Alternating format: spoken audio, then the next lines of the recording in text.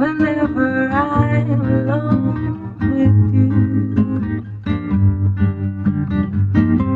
you make me feel like I am whole again.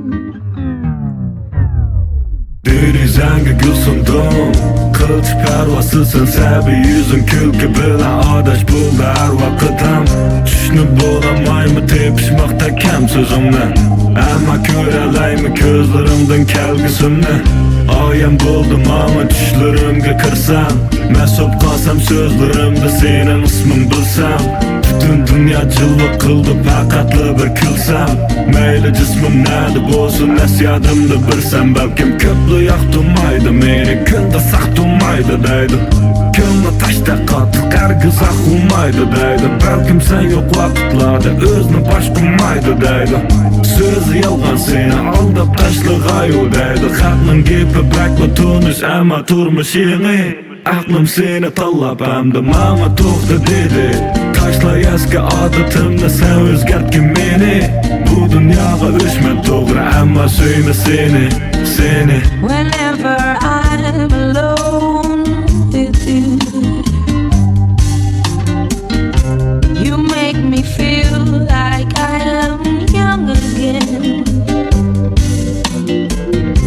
Whenever I'm alone with you, you make me feel like I am fun again. Qaytib keldi uçup ketken qarlığaş. O'xshash kuyda o'xshash joyda mungluq sayrig'ash. Beklardin sen ve yoki doim aldirash. O'tdi kunlarimiz o'zim aldirash.